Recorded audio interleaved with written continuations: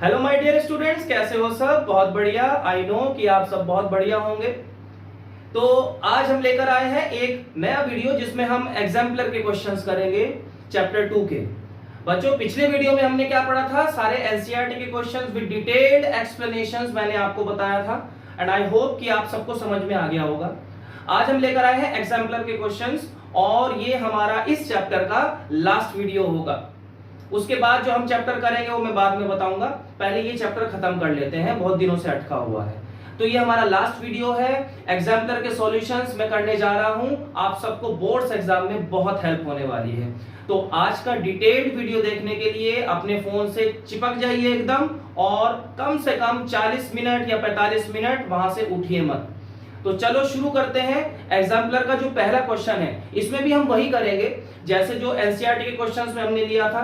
Exemplar के questions में भी हम जो इंपॉर्टेंट क्वेश्चंस हैं, जो मुझे लगा कि जो डिफरेंट है, जो नया क्वेश्चन है, जो समझाने लायक क्वेश्चन है, मैं सिर्फ वही बता रहा हूँ। बाकी ऐसे बहुत सारे क्वेश्चंस हैं एग्जाम्पलर में भी, बट वो हम अपने लेक्चर्स में, अगर आप ध्यान से देखोगे मेरे लेक्चर्स को, तो उनके सारे आंसर्स मिल जाएंगे। जो डिफरेंट क्वेश्चंस हैं हम सिर्फ वो करेंगे। ठीक है बच्चों, चलो फर्स्ट क्वेश्चन लेते हैं। मैंने पहले से लिखा हुआ है। First question is what happens when a solution of an acid is mixed with a solution of base in a test tube. तो क्या बोल रहे हैं कि एक हमारे पास टेस्ट ट्यूब है, उसके अंदर हमारे पास कुछ एसिड है और उसके ऊपर हमने बेस डाल दिया। तो ये क्या हो गया, क्या होता है तब? अब उसमें कुछ ऑप्शंस दिए हुए हैं। Temperature remains constant, temperature increases, temperature decreases, salt formation takes place. ये 4 ऑप्शंस हैं। मैंने ऑप्शंस नहीं लिखे, ये हम एमसीक्यू कर रहे हैं। ठीक है, तो ऑप्शन इसलिए नहीं लिखे क्योंकि मैं डायरेक्ट इसका आंसर बताऊंगा। राइट, अब देखो, जब हम एसिड और बेस को मिलाते हैं तो उसमें न्यूट्रलाइजेशन रिएक्शन होती है, वाटर बनता है। अब न्यूट्रलाइजेशन रिएक्शन में अगर तुमने लैब में कभी इसका कोई प्रैक्टिकली एक्सपेरिमेंट किया होगा तो यू मस्ट हैव नोटिस्ड कि वो जो टेस्ट ट्यूब है वो थोड़ा गर्म हो जाती है। कभी नोटिस किया है? नहीं किया? जिन्होंने किया है वो समझ गए होंगे। टेस्ट ट्यूब में सपोज करो अगर हम NaOH का सॉल्यूशन ले लें, ठीक है, और उसमें हम थोड़ा सा एसिड डाल दें। एसिड मान लो हमने HCl एसिड डाल दिया, ठीक है, तो क्या होगा कि टेस्ट ट्यूब थोड़ा सा गर्म हो जाएगा। गर्म क्यों होगा? क्योंकि उसमें से हीट रिलीज हो रही है। अब जिस रिएक्शन में हीट रिलीज होती है, प्रोड्यूस होती है, उसको हम बोलते हैं एक्सोथर्मिक रिएक्शन। एक्सोथर्मिक रिएक्शन, एक्सो का मतलब होता है एग्जिट करना, थर्मिक का मतलब होता है हीट। थर्मिक का मतलब हीट, हीट एग्जिट कर रही है, हीट निकल रही है वहां से, तो that's why it is called exothermic reaction. तो इसमें क्या होगा, एक्सोथर्मिक में टेम्परेचर इंक्रीज हो जाता है क्योंकि हीट निकल रही है वहां से, हीट प्रोड्यूस हो रही है, तो टेम्परेचर ऑब्वियसली इंक्रीज होगा। तो इसका एक ऑप्शन होगा टेम्परेचर इंक्रीजेस, एक ऑप्शन रहेगा टेम्परेचर इंक्रीजेस। उसमें एक और ऑप्शन दिया होगा, एक ऑप्शन है सॉल्ट फॉर्मेशन टेक्स प्लेस। तो ये तो सबको पता ही है, न्यूट्रलाइजेशन रिएक्शन में सॉल्ट बनता है एंड वाटर बनता है। तो सेकंड जो हो जाएगा इसका option, that will be salt is formed. ठीक है, तो ये 2 ऑप्शंस करेक्ट हैं। ऐसे बहुत सारे एमसीक्यूज आते हैं जिसमें एक से ज्यादा ऑप्शंस करेक्ट हो सकते हैं। ओके, तो टेम्परेचर बढ़ता है और सॉल्ट बनता है, ये सबको पता है। क्लियर हो गया आंसर ये? चलो आगे बढ़े। चलो बच्चों, ये हमारा नेक्स्ट क्वेश्चन हुआ, क्वेश्चन नंबर 2। सेकंड क्वेश्चन में देखो, ये बोलते हैं aqueous solution turns red litmus to blue. मतलब कोई ऐसा सॉल्यूशन है जो रेड लिटमस को ब्लू बना रहा है। रेड लिटमस को ब्लू कौन बना सकता है? बेस बना सकता है। दैट मींस कि उसमें बेसिक सॉल्यूशन है। Excess addition of which of the following would reverse the change. Change क्या हुआ? चेंज हुआ, रेड लिटमस ब्लू में बदल गया, ये चेंज हुआ। तो हम कौन सा सॉल्यूशन डालें उसमें कि अब ये चेंज रिवर्स हो जाए, मतलब कि ब्लू लिटमस रेड में चेंज हो जाए। बोलो, कुछ समझ में आया क्वेश्चन? पहले जो रेड लिटमस था वो ब्लू में चेंज हो रहा था, दैट मींस उसमें बेसिक सॉल्यूशन होगा। अब हमें इसको चेंज को रिवर्स करना है, उल्टा करना है, मतलब हमें ब्लू लिटमस को रेड में चेंज करना है। तो ऐसा कौन कर सकता है? ब्लू रेड में कब चेंज होता है? जब वो एसिडिक सॉल्यूशन हो। तो इनमें से ये 4 ऑप्शंस हैं, इन 4 ऑप्शन में से एक्सेस सॉल्यूशन डालना है, मतलब बहुत ज्यादा सॉल्यूशन उसमें डाल देना है। हमें कौन सा सॉल्यूशन चाहिए, वो एसिडिक चाहिए ना, क्योंकि हमें चेंज को रिवर्स करना है। हमें क्या करना है, अब ब्लू लिटमस को रेड में चेंज करना है। तो दैट मीन्स कि वो जो सॉल्यूशन था उस टेस्ट ट्यूब में, अब उसे हमें एसिडिक बनाना है। पहले वो बेसिक था, अब उसे एसिडिक बनाना है, मतलब उसमें बहुत ज्यादा एसिड डालना है। तो इन चारों ऑप्शन में से एसिड कौन सा है, ऑब्वियसली HCl एसिड। तो answer is HCl acid. Clear हो गया। देखो बेकिंग पाउडर बेस होता है, हमें पता है। लाइम ये भी बेस होता है। लाइम मतलब क्या, कैल्शियम ऑक्साइड, ठीक है। बेसिक तो होता है ना, कैल्शियम ऑक्साइड मतलब metallic oxide, basic in nature होती है। अमोनियम हाइड्रोक्साइड सॉल्यूशन, अब इसमें तो वैसे हाइड्रोक्साइड मतलब OH ग्रुप लगा हुआ है, तो ये तो ऑलरेडी बेसिक ही होगा। तो ये क्या हुआ, HCl बचा हमारा बस। तो HCl acid is correct answer. Clear हो गया। चलो नेक्स्ट क्वेश्चन। चलो बच्चों ये हमारा नेक्स्ट क्वेश्चन है, calcium phosphate is present in tooth enamel. Tooth enamel समझते हो, जो हमारे टीथ की जो आउटर कवरिंग होती है, ठीक है, जो कवरिंग होती है उसे इनेमल बोलते हैं। इट्स नेचर इज, अब उसकी नेचर कैसी है, वो एसिडिक है, बेसिक है, या न्यूट्रल है, या एम्फोट्रिक है। एम्फोट्रिक का मतलब अभी बताता हूं, रुक जाओ। Calcium phosphate is present in tooth enamel, ये जो फॉस्फेट है इसी को देख के हमें पता चल रहा है कि ये बेसिक इन नेचर होना चाहिए। क्योंकि स्टार्टिंग में जब मैंने सॉल्ट्स का इंट्रोडक्शन वाला वीडियो बनाया था, उसमें मैंने साफ साफ बताया था कि फॉस्फेट्स, कार्बोनेट्स, एसीटेट्स ये भी सारे बेसिक होते हैं। ये जितने भी सॉल्ट्स हैं ये बेसिक होते हैं जनरली, मोस्टली, ठीक है। तो ये जो कैल्शियम फॉस्फेट वाला जो कंपाउंड है ये भी बेसिक ही होगा, जो कि हमारे इनेमल में, टूथ इनेमल में लगा रहता है। तो answer is basic, it is basic in nature, ठीक है। अब ये एम्फोट्रिक क्या चीज है, इस एम्फोट्रिक कंपाउंड्स के बारे में हम डिटेल में वैसे चैप्टर 3 में पढ़ेंगे, मेटल्स एंड नॉन मेटल्स में, बट थोड़ा सा मैं इंट्रोड्यूस करा देता हूं। एम्फोट्रिक का मतलब होता है ऐसा कंपाउंड जो एसिड को भी न्यूट्रलाइज कर दे और बेसिक को, बेस को भी न्यूट्रलाइज कर दे, मतलब जो एसिड और बेस दोनों के साथ रिएक्ट कर जाए, उसको हम एम्फोट्रिक बोलते हैं। बस अभी के लिए इतना ही काफी है, डिटेल में हम चैप्टर 3 में मैं बताऊंगा इसको, ठीक है। क्वेश्चन समझ में आया, बहुत इजी है, राइट। और यहां पर जो कैल्शियम फॉस्फेट का फॉर्मूला याद है,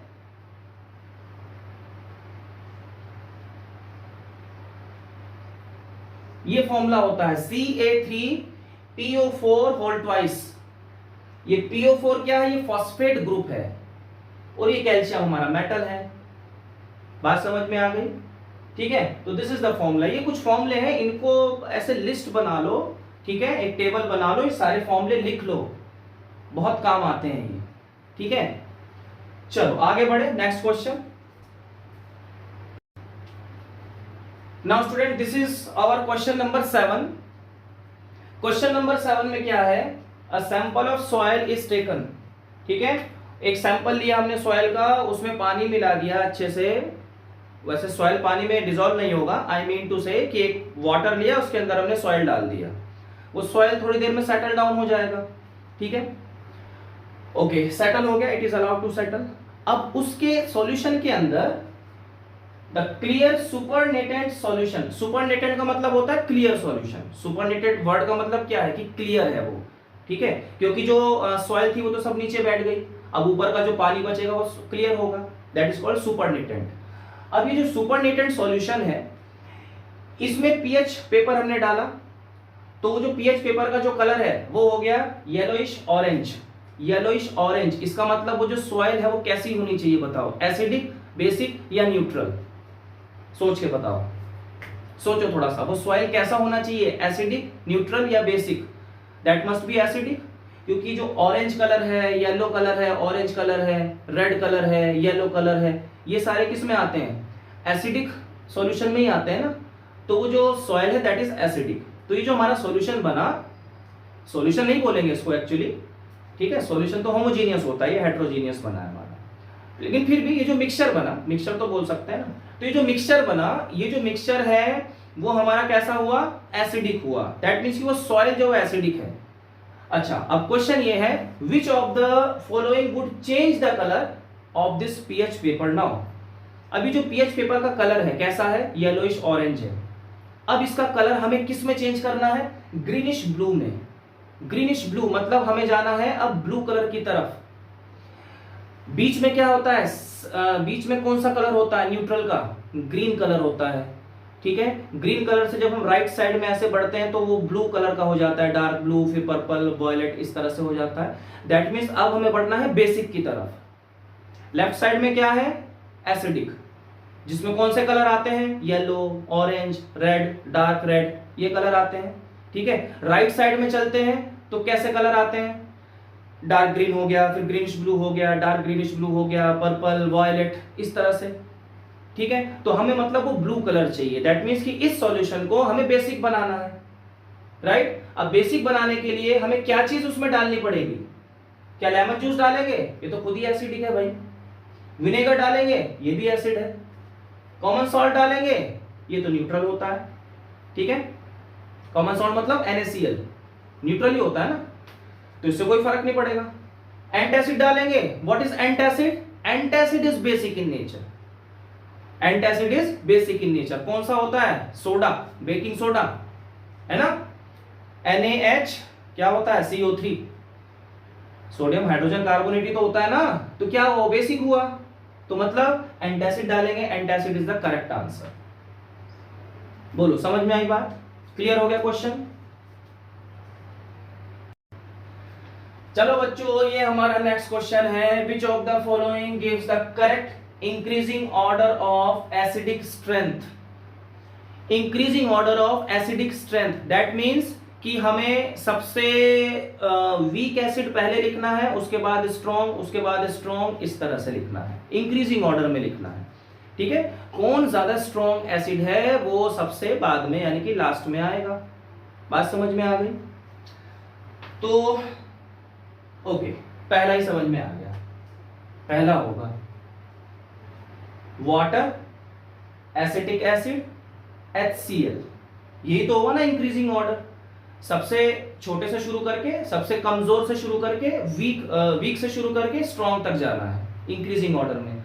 तो वाटर तो वैसे भी न्यूट्रल होता है, एसिटिक एसिड वीक एसिड होता है, और HCl एसिड स्ट्रॉन्ग एसिड होता है, तो ये इंक्रीजिंग ऑर्डर हो गया ना। बाकी सब में यही ऑप्शन है, इसमें वाटर पहले है, HCl बीच में आ रहा है, एसिटिक एसिड सबसे लास्ट में आ रहा है, तो ये तो रॉन्ग हो गया। एसिटिक एसिड तो सबसे पहले ही आ गया, फिर बीच में वाटर आ रहा है, फिर HCl आ रहा है, तो ये भी रॉन्ग हो गया। इंक्रीजिंग ऑर्डर में लिखना है, क्योंकि जो वाटर का जो एसिडिक स्ट्रेंथ है वो बिल्कुल जीरो है ना। वाटर का जो एसिडिक स्ट्रेंथ है वो बिल्कुल जीरो है। एसिटिक एसिड वाटर से ज्यादा एसिडिक है, एसिटिक एसिड वाटर से ज्यादा एसिडिक है। ठीक है, HCl H2, अब ये सब मैंने इनके फॉर्मूले लिखे हैं। HCl मतलब हाइड्रोक्लोरिक एसिड, ये वाटर, और ये एसिटिक एसिड, तो ये भी गलत ही है। ठीक है, तो first option is the correct answer. आगे बढ़े, now this is our question number 9। ये 9th क्वेश्चन है। If a few drops of concentrated acid accidentally dropped on your hand, मान लो कोई एक्सपेरिमेंट कर रहे हैं, हाथ के ऊपर एसिड गिर गया कॉन्सेंट्रेटेड, तो हाथ जल जाएगा भाई। तो उस कंडीशन में हमें क्या करना चाहिए, मतलब जो फर्स्ट एड है, हमें क्या फर्स्ट एड अप्लाई करनी चाहिए। उसमें बहुत सारे ऑप्शंस लिखे हैं, मैं डायरेक्ट आंसर बता दे रहा हूं। सोचो जरा क्या होना चाहिए, क्या होना चाहिए। पानी से तो धोना चाहिए, ऑफ कोर्स, कोई भी चीज जल जाती है वो पानी से धोनी चाहिए। उसके अलावा उसमें ऑप्शंस हैं कि, ऑप्शंस मैंने नहीं लिखे क्योंकि डायरेक्ट मैं आंसर बता रहा हूं उसका, उसमें फिर भी मैं बता देता हूं ऑप्शंस क्या क्या है। कि wash the hand with plenty of water and apply sodium hydrogen carbonate. फिर ऑप्शन है wash the hand with plenty of water and apply sodium hydroxide. इस तरह के कुछ ऑप्शंस हैं। ठीक है, और फिर है कि कुछ ऐसी मतलब ऑप्शंस हैं, मुझे ऑप्शन अभी याद नहीं आ रहे। इसका आंसर क्या होना चाहिए, इसका करेक्ट आंसर ये है कि पहले तो अपने हाथों को बहुत अच्छे से पानी से धो, ठीक है, तुरंत। उसके बाद सोडियम हाइड्रोजन कार्बोनेट उसके ऊपर लगा लो, अच्छे से पेस्ट बना के अप्लाई कर लो, तो उससे रिलीफ मिलेगा। क्योंकि एसिड गिरा हुआ है, एसिड को हमें न्यूट्रलाइज करना है। ठीक है, न्यूट्रलाइज करने के लिए हमें एक ऐसा बेस चाहिए जो हमारे हाथों को नुकसान ना पहुंचाए। सोडियम हाइड्रोक्साइड अगर लगाएंगे NaOH तो वो तो खुद एक स्ट्रॉन्ग बेस है, अगर उसे लगाएंगे तो और ज्यादा जल सकता है। ऑप्शन में है ये सोडियम हाइड्रोक्साइड वाला ऑप्शन है, तो उसे टिक नहीं करेंगे, वो गलत है। सोडियम हाइड्रोक्साइड नहीं लगाएंगे, है तो वो भी base he, but that is a strong base. एक और ऑप्शन है इसमें कि स्ट्रॉन्ग एल्कली के साथ न्यूट्रलाइज कर देंगे। Strong alkali again sodium hydroxide ही तो हुआ, स्ट्रॉन्ग एल्कली नहीं, स्ट्रॉन्ग नहीं चाहिए हमें, उसमें हमें माइल्ड बेस चाहिए। ठीक है, माइल्ड बेस चाहिए, स्ट्रॉन्ग नहीं चाहिए और जल जाएगा हाथ हमारा। तो उसमें जो माइल्ड बेस होता है वो कौन सा है? Sodium hydrogen carbonate, baking soda. ठीक है, अब देखो बेकिंग सोडा कितने काम की चीज है, खाने में भी यूज होता है और लगाने में भी यूज होता है। आई बस समझ में? तो answer is wash your hand with plenty of water with and apply baking soda on it. Short में बेकिंग सोडा लिख देते हैं। तो क्या आंसर होगा इसका? Wash the hand with plenty of water. Plenty का मतलब है लॉट ऑफ वाटर, बहुत ज्यादा पानी में लगातार धोना है, रनिंग वाटर में। Plenty of water and apply baking soda, sodium hydrogen carbonate. Clear हो गया? आगे बढ़े। चलो तो बच्चों ये हमारा नेक्स्ट क्वेश्चन हुआ। क्वेश्चन नंबर 10 है। ठीक है, question number 10, sodium hydrogen carbonate when added to acetic acid evolves a gas. Evolves a gas. अब देखो सोडियम हाइड्रोजन कार्बोनेट है और एसिटिक एसिड है, दोनों की रिएक्शन हुई। जब एसिड, कोई भी एसिड हो चाहे, जब एसिड कार्बोनेट्स के साथ रिएक्ट करता है तो क्या गैस निकलती थी? कौन सी गैस निकलती थी? याद आया कुछ? CO2 gas, carbon dioxide gas. कुछ रिएक्शन याद आई? भाई हमारे पास ये क्या है? सोडियम हाइड्रोजन कार्बोनेट है, कार्बोनेट। ठीक है, सोडियम हाइड्रोजन कार्बोनेट है और एसिटिक एसिड है, CH3COOH है। बात समझ में आ गई? अब हमारे पास यहां पर क्या बनता था? Salt, water and CO2 gas. कुछ याद आया? सॉल्ट कौन सा बनेगा? मान लो यही रिएक्शन अगर कंप्लीट करें तो सॉल्ट कौन सा बनेगा? एसीटेट सॉल्ट बनेगा, सोडियम एसीटेट सॉल्ट बनेगा, सोडियम एसीटेट सॉल्ट बनेगा।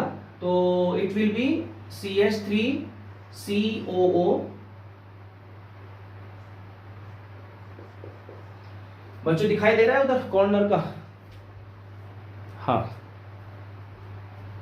ये जो Na वाला पार्ट है ये इसके साथ कंबाइन हो जाएगा, CH3COO और Na ये कंबाइन होके ये सॉल्ट बना देंगे। इसका क्या नाम हुआ? इसका नाम हुआ सोडियम एसीटेट, ये बन गया। बात समझ में आ गई? ठीक है भाई। और उसके बाद हमारा वाटर बनेगा और CO2 गैस बनेगी, वाटर और CO2 गैस बनेगी। ठीक है बच्चों, अब इसे बैलेंसिंग करते रहना, दैट इज डिफरेंट थिंग। मतलब मेरा मतलब है कि ये प्रोडक्ट्स बनते हैं ना, जनरली कार्बोनेट्स और एसिड जब कंबाइन करते हैं तो सॉल्ट बनता है, वाटर बनता है, CO2 बनता है। यहां पर गैस की बात चल रही है तो हमें गैस का ही देखना है, ये सब भूल जाओ। ठीक है, हमें देखना है CO2 गैस। गैस हमें पता चल गई कौन सी बन रही है, CO2 गैस बन रही है। आगे देखते हैं, which of the following statements are true. ठीक है, इस गैस के बारे में हमें बताना है कि कौन सा स्टेटमेंट करेक्ट है। पहला क्या हुआ? It turns lime water milky. Yes, carbon dioxide lime water को मिल्की बना देती है, तो फर्स्ट पार्ट सही है। सेकंड है इस एक्सटिंग्विश अ बर्निंग स्प्लिंटर, कोई भी बर्निंग चीज हो कार्बन डाइऑक्साइड उसको एक्सटिंग्विश कर देती है, उसे बुझा देती है, ये भी सही है। Dissolves in a solution of sodium hydroxide. Yes, sodium hydroxide के साथ ये रिएक्शन करती है, डिसॉल्व हो जाती है।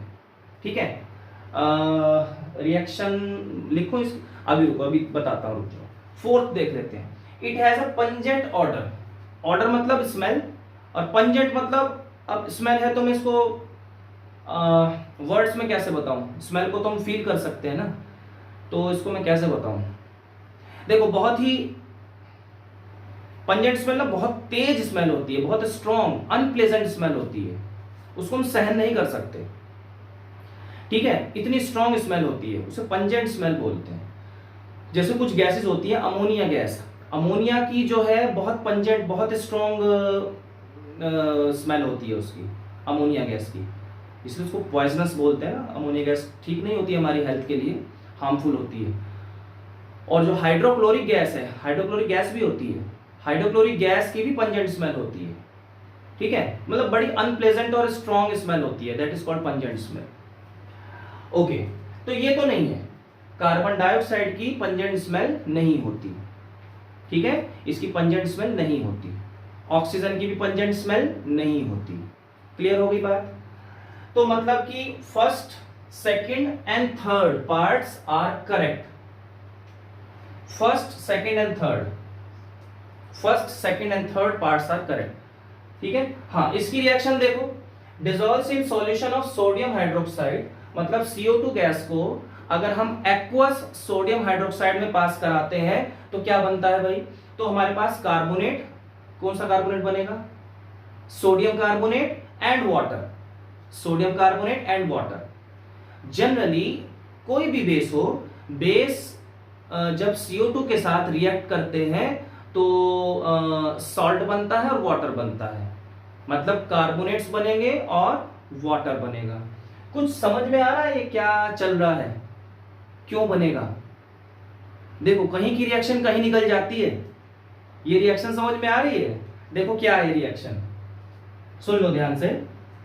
हमें क्या करना, इसका आंसर तो समझ में आ गया होगा ना। अब मैं सिर्फ ये बता रहा हूं कि सॉल्यूशन ऑफ सोडियम हाइड्रोक्साइड में से CO2 गैस पास कराएंगे तो उसकी रिएक्शन में लिख रहा हूं, बाकी सारा रब कर रहा हूं, ठीक है।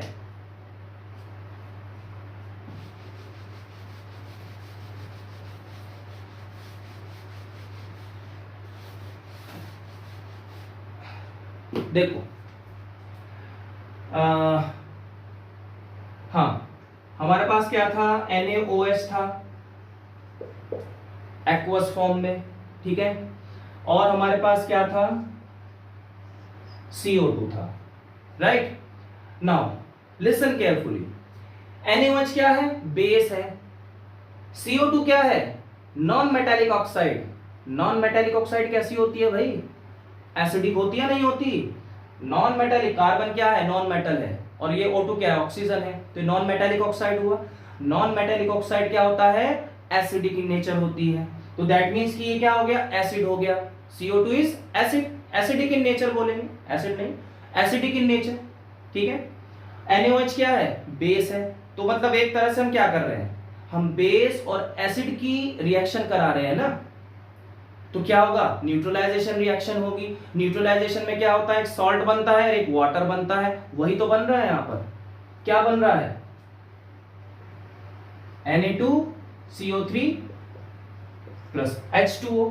ये Na2CO3 क्या है, सॉल्ट ही तो है, और ये वाटर है, हो गई न्यूट्रलाइजेशन रिएक्शन। बात समझ में आ गई? तो ये रिएक्शन होती है उसमें। क्लियर हो गया? आगे बढ़े, चलो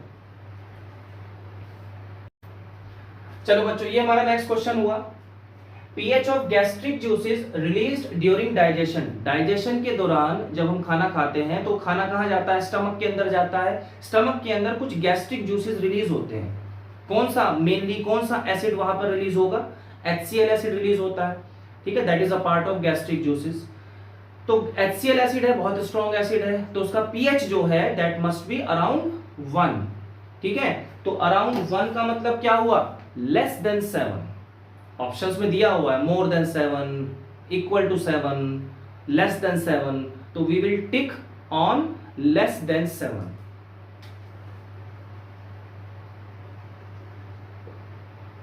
ठीक है, 7 से कम होता है, ओके। चलो बच्चों, ये हमारा नेक्स्ट क्वेश्चन आया। क्वेश्चन नंबर 16 है, which of the following phenomena occur when a small amount of acid is added to water. अगर वाटर में हम थोड़ा सा एसिड डाल देंगे तो इनमें से कौन सा प्रोसेस होगा, आयोनाइजेशन होगा। आयोनाइजेशन क्या होता है, आयनाइजेशन मतलब डिसोसिएशन इनटू आयंस, आयंस में टूट जाना, एंड ऑफ कोर्स ये होता है।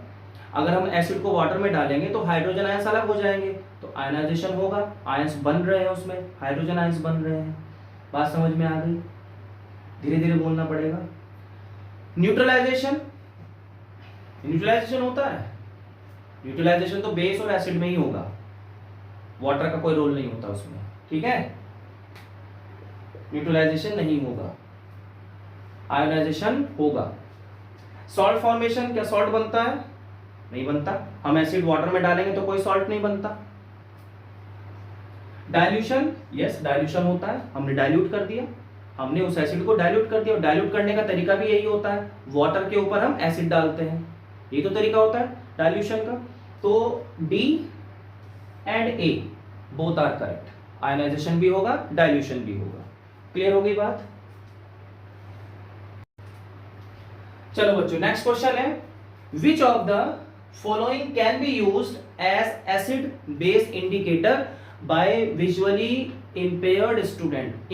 विजुअली इंपेयर्ड का मतलब होता है कि वो ब्लाइंड है, ठीक है। ब्लाइंड स्टूडेंट या ब्लाइंड पर्सन के लिए एसिड बेस इंडिकेटर कौन सा यूज होना चाहिए? भाई देख तो सकता नहीं है, तो ये जो लिटमस हुआ, फेनोल्फथलीन हुआ, मिथाइल ऑरेंज हुआ, टर्मरिक है, पेटूनिया लीव्स है। पेटूनिया लीव्स एक प्लांट होता है, उसकी लीव्स का हम इंडिकेटर बना सकते हैं, जैसे एक चाइना रोज का भी इंडिकेटर बन सकता है, ठीक है। उसको थोड़ा सा ल्यूक वार्म वाटर में, थोड़ा सा गर्म पानी में उसको हम डाल देते हैं, तो उसका एक कैरेक्टरिस्टिक कलर होता है, ठीक है। तो इसी तरह से पेटूनिया लीव्स का होता है, पेटूनिया की कुछ लीव्स हमने ली और उसका हमने एक्वस सॉल्यूशन बना दिया, तो उसका अपना एक कलर होता है, उसमें हम एसिड डालेंगे तो कलर चेंज हो जाएगा, या बेस डालेंगे तो कुछ कलर चेंज हो जाएगा, इस तरह से। मतलब चेंज इन कलर को देखने के लिए तो आंखें होनी चाहिए ना। अब इस बेचारे के पास तो आंखें नहीं है, तो ये देख तो सकता नहीं है कलर चेंज क्या हो रहा है, तो ये लेकिन स्मेल कर सकता है, ये स्मेल कर सकता है, नाक ठीक है बेचारे की। तो स्मेल में क्या होगा? वनीला, वनीला की स्मेल चेंज हो जाती है ना, ठीक है, करवाया था मैंने, वनीला की स्मेल चेंज हो जाएगी, तो स्मेल तो वो फील कर सकता है, तो वनीला या फिर अनियन गार्लिक अगर ऑप्शन होता तो वो भी इसमें सही होता। तो जो ऑर्डर वाले, जो स्मेल वाले हैं, जिनको हम क्या बोलते हैं, ऑल फैक्ट्री इंडिकेटर्स यूज कर सकते हैं हम विजुअली इंपेयर्ड पर्सन के लिए। बात समझ में आ गई? यस बच्चों, this is our question number 18। Which of the following substances will not give carbon dioxide gas on treatment with dilute acid? Dilute acid में इनमें से कौन सा सब्सटेंस CO2 गैस रिलीज नहीं करेगा? CO2 गैस रिलीज नहीं करेगा, यही क्वेश्चन है ना? यस, बताओ, थोड़ा सा तो सोचो। Marble, limestone, baking soda, all these are what? These are carbonates. Marble क्या है? कैल्शियम कार्बोनेट है। लाइमस्टोन कैल्शियम कार्बोनेट है। बेकिंग सोडा जानते हो, इतनी बार पढ़ चुके हैं, क्या है वो? सोडियम हाइड्रोजन कार्बोनेट है, ठीक है। तो कार्बोनेट की रिएक्शन जब हम एसिड के साथ कराते हैं तो CO2 तो बनता ही है, पढ़ चुके हैं हम। कार्बोनेट की रिएक्शन या हाइड्रोजन कार्बोनेट की रिएक्शन CO2 के साथ कराते हैं, सॉरी किसके साथ? एसिड के साथ कराते हैं तो CO2 तो बनता ही है, ठीक है। तो इन तीनों में तो CO2 बनेगा। हमें क्या चाहिए क्वेश्चन में? किसमें नहीं बनेगा? अब किसमें नहीं बनेगा? लाइम में नहीं बनेगा। What is lime? Calcium oxide. Calcium oxide क्या है? मेटालिक ऑक्साइड है, which is basic in nature. Basic तो ये भी है, दीज आर ऑल्सो बेसिक, लेकिन ये बहुत माइल्ड बेस है, ठीक है, बहुत ही माइल्ड बेस है। तो इनके साथ जब एसिड रिएक्ट करेगा तो कार्बन डाइऑक्साइड देगा, ठीक है, लेकिन इसके साथ नहीं देगा। लाइम को जब हम एसिड के साथ ट्रीट कराएंगे तो कार्बन डाइऑक्साइड गैस नहीं मिलेगी, CO2 will not be produced. So lime is the correct answer. Okay, lime is the correct answer. तो उसमें क्या बनना चाहिए? लाइम क्या है? मेटालिक ऑक्साइड बेस है और एसिड के साथ रिएक्ट करना है, तो बेस और एसिड रिएक्ट करेंगे तो क्या होगा, न्यूट्रलाइजेशन हो जाएगी, सॉल्ट एंड वाटर बनेगा, ठीक है, CO2 नहीं बनेगा। ओके, चलो students, this is our next question, which among the following is not a base, इनमें से कौन सा बेस नहीं है। इजी क्वेश्चन है लेकिन फिर भी मैंने ले लिया।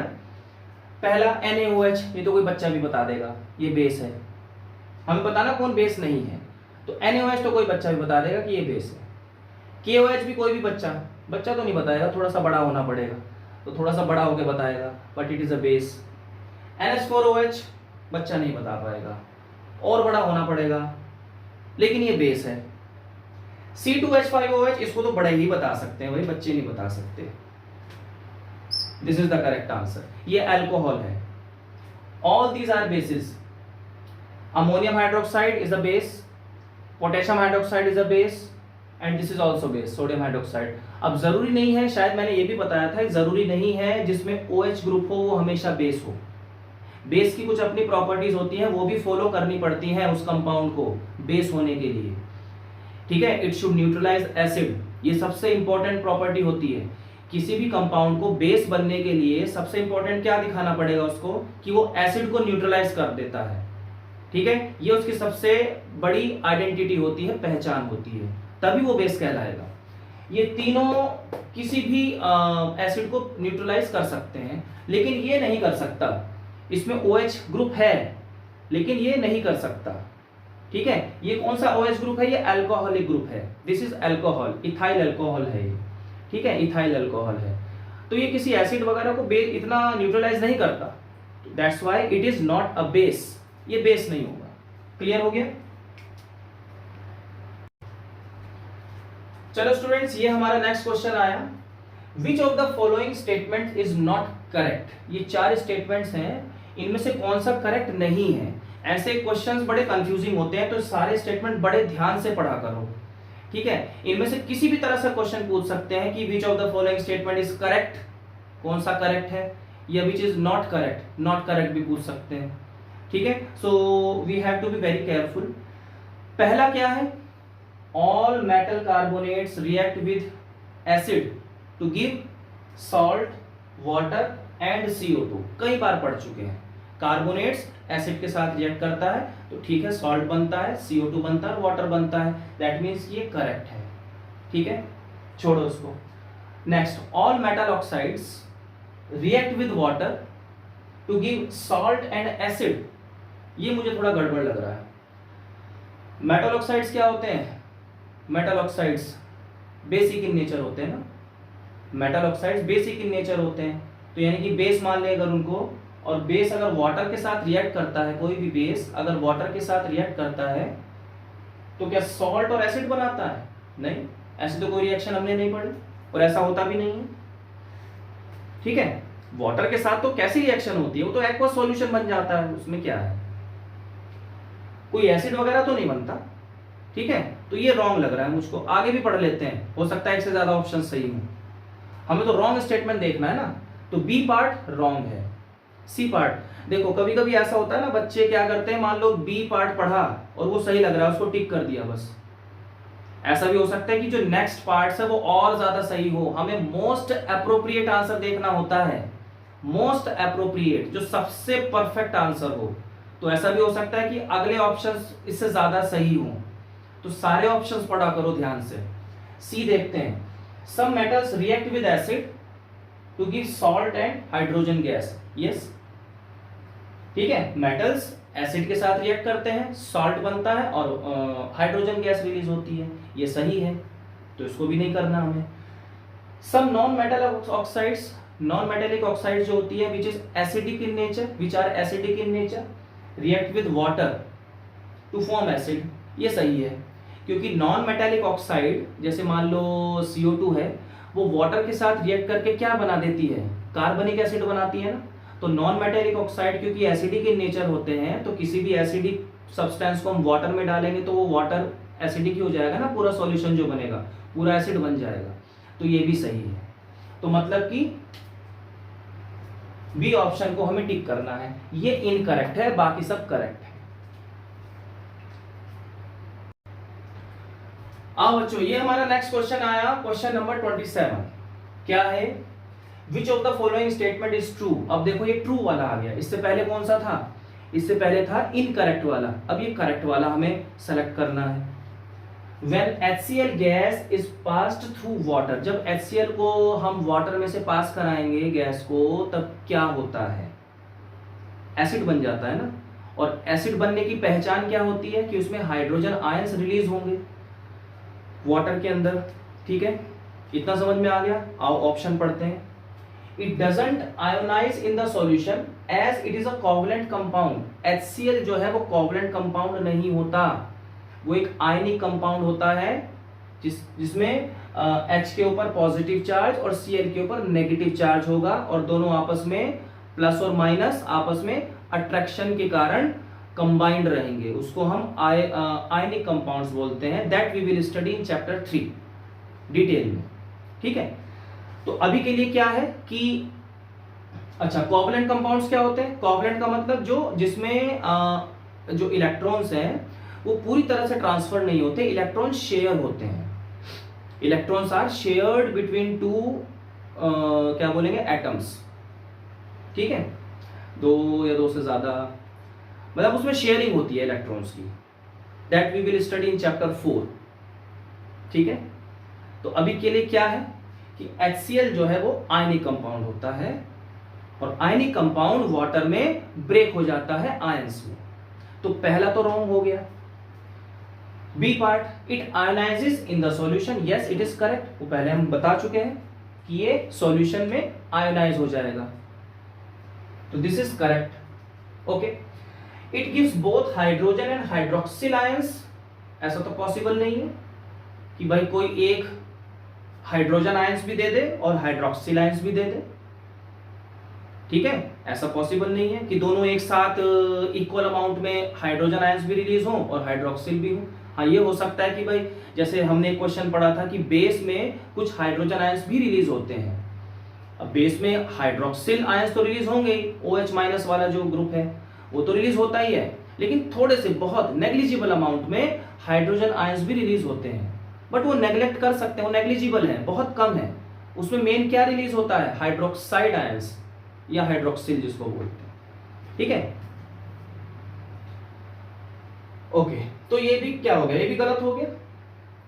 It forms hydronium ions in the solution. Yes, it is correct. हम पढ़ा हुआ है हमने कि कोई भी एसिड को हम आयोनाइज करते हैं, वाटर में डालते हैं, हाइड्रोजन आयंस रिलीज होंगे। हाइड्रोजन आयंस फिर किसी वाटर मॉलिक्यूल के साथ मिलके क्या बना देंगे? हाइड्रोजन आयन किसी वाटर मॉलिक्यूल के साथ मिलकर क्या बना देते हैं भाई? Hydronium ions. इसको बोलते हैं हाइड्रोनियम आयन। ये हाइड्रोजन आयन निकला, ये वाटर मॉलिक्यूल, पहले से ही उस वाटर में बहुत सारे मॉलिक्यूल्स होते हैं, तो कोई भी एक मॉलिक्यूल वाटर का इस एक हाइड्रोजन एटम के साथ कंबाइन कर जाएगा और ये टोटल हमारा हाइड्रोनियम आयन बन जाएगा। तो यस, इट हैपन्स। तो हमारा बी और D parts both are correct. ठीक है, दोनों पार्ट्स करेक्ट है। बात समझ में आ गई? आगे बढ़ा जाए।